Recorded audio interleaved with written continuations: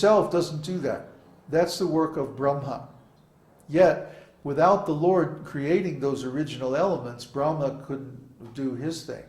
So the Lord is actually the original creator. Brahma is the secondary creator, and he takes these inchoate material elements and makes them into forms. So the next holy name is Vidhata. Vi is a Sanskrit prefix meaning ultimate. So he is Dhata, he's the creator, and he's also Vidhata, the author of the Vedic injunctions. The Vedas are the ultimate creation in this material world. Without the Vedas, this material world would be useless, or even more useless than it already is. So this material world, the whole purpose of this world is to worship God, to glorify God, to serve God, and ultimately to go back to God in the spiritual world. What are we doing here? If we're just here to enjoy this material world, that means we're going to become more and more trapped by it. But if we're using the material elements and the material facilities that we have to spiritualize our existence, then we can get out. Well, how do we do that? We have to follow the Vedic injunctions. The Vedic injunctions are considered to be absolute truth. You know, we discussed this so many times before. Just like anything we can say about the material world is never absolutely true. There's always some limitation on the validity of a material truth. Therefore, those truths are called relative truths, because again, they have a beginning and an end in time. But absolute truth is not like that. Absolute truth is always true, in the past, present, future, in any place, in any condition, for any being. So the absolute truth is there in the Vedas. The Vedas are like an ocean or a vast mine full of gems of absolute truth. And we take shelter of the Vedas because the Vedas give us knowledge about things that are impossible for us to know by any other way. And if we compare the Vedas with other spiritual traditions or religious traditions in the world, we see that the Vedas are inherently superior to all other religious traditions because they give the means to attain a direct personal relationship with God. All other scriptures try to get in between the soul and God by creating some kind of religious formality. And you might say, well, isn't the guru like that? Well, the guru is kind of a one-way transmission from Krishna through the disciplic lineage to the disciple. But what is the guru telling the disciple? You have to serve Krishna. You have to worship Krishna. You have to chant the name of Krishna. Ultimately, you have to see Krishna face to face. So guru is different from religion because guru tells the disciple how to make a personal, direct relationship with God. The guru is not saying, or should not be saying, you have to serve me. The guru is saying, you have to serve Krishna. That's the actual Vedic injunction. Of course, the disciple should serve the guru because the guru gives him so much knowledge. So anyone who's sincere, anyone who is honest, will want to offer their guru so much service. And this is natural. The guru is the representative of Krishna. Therefore, we should serve and worship him like Krishna. That's why every week we begin with Vande, śrī-guroḥ, śrī-yuta-pada-kamalaṁ, śrī-gurun, vaiṣṇavāṁś. That there are many gurus in the disciplic lineage going all the way back to Krishna. And we're indebted to all of them because they have sacrificed their life and given so much of their time and energy just to make us enlightened. So we feel a great debt, actually an unpayable debt to those gurus, because what have they done? They've given us Krishna. Like it says in the song that we just chanted. You have Krishna and you can give him to me. He's speaking to the guru. So the guru can give us Krishna, and when he does, well, what do? We worship Krishna. And by that worship we become enlightened and liberated. Therefore, the guru is the main necessity of religious life or spiritual life.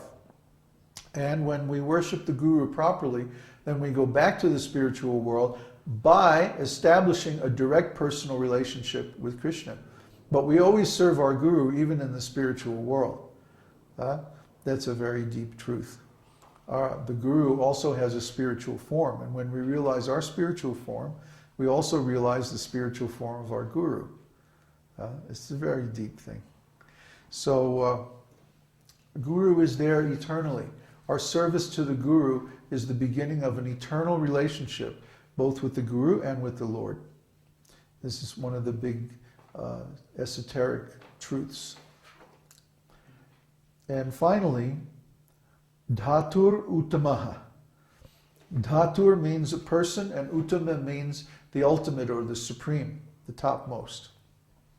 So Krishna, the Lord, is the supreme person. He's the original person from who all other persons have come.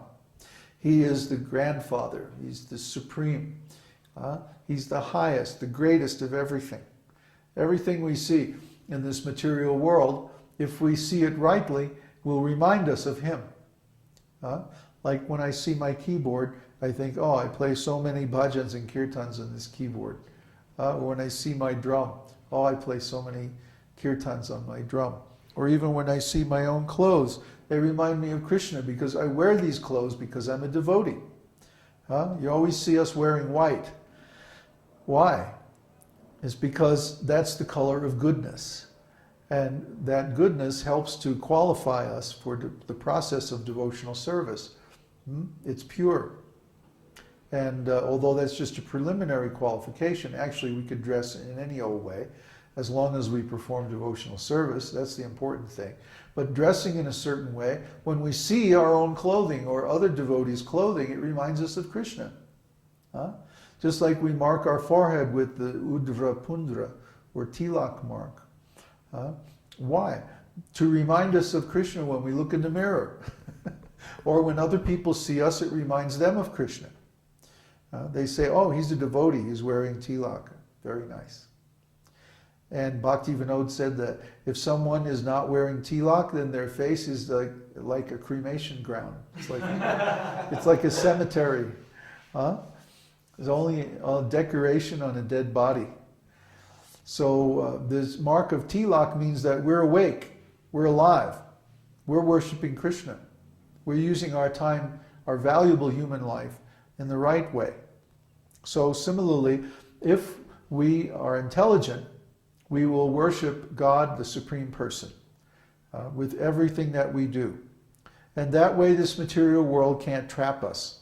It can't deceive us. And it can't keep us in birth and death again and again. We can get out. That's the actual goal of the esoteric teaching. Now, are there any questions? But Peter. Peter? If Brahma is the original creator, how is Shiva the topmost demigod? Is that just his job? Yeah. Actually, the Lord is the original creator. Brahma is the secondary creator. He takes the material elements emanated by the Lord and fashions them into forms that we see in the material universe. Lord Shiva is detached. His mood is like, well, I don't care. You can make anything. I'm just going to destroy it.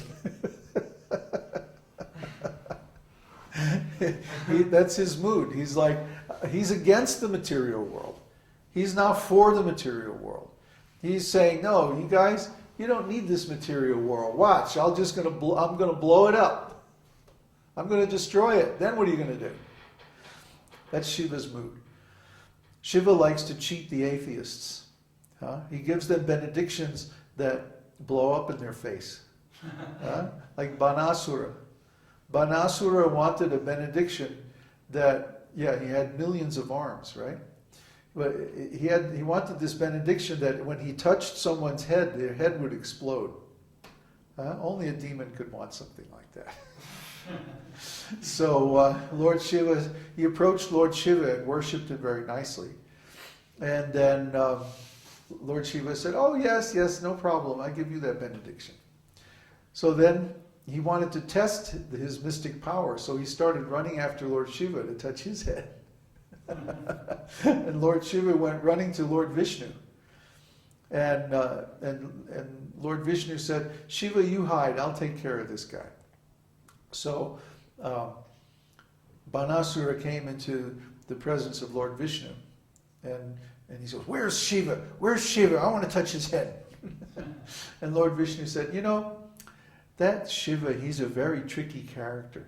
He likes to deceive people, and you never know what he's going to do that'll trick you. So actually, I'm pretty sure this benediction doesn't really work. Why don't you touch your own head and find out? And so Banasura is like, yeah, I know about Shiva. He's just a really crazy guy. And he touches his head, boom.